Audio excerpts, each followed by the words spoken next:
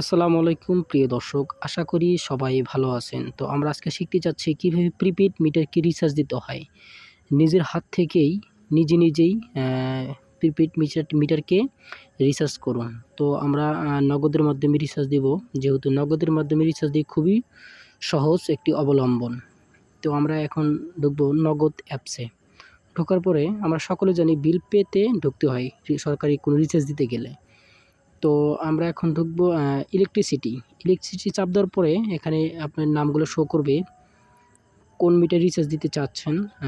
আমরা যেহেতু prepaid meter recharge দিব, তো আমরা প্রথমেই সিলেক্ট করব নেস্কো প্রিপেইড। এখানে কাস্টমার নাম্বারটা দিতে হবে 2200005306। তো এখন কত টাকা রিচার্জ দেবেন? 1200 টাকা রিচার্জ দিতে চাচ্ছি আমি। দেওয়ার পরে এখানে নামগুলো চলে আসছে। কত টাকা ভ্যাট, কত টাকা চার্জ এরকম কাটবে, এখানে সব কিছু উল্লেখ করা আছে। আর ভ্যাটে 5%। তো আমরা এখন রিচার্জ দেবো। এখানে রেফারেন্স হিসাবে আপনার যেটা মন চাই দিতে পারবেন। তো আমি রেফারেন্স আমার নাম দিয়ে দিলাম। তারপর এখানে কত টাকা চার্জ হবে?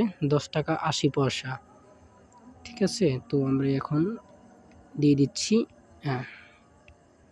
রিচার্জটি সফল হবে। ঠিক আছে, ধন্যবাদ আমাদের সাথে থাকার জন্য। আসসালামু আলাইকুম।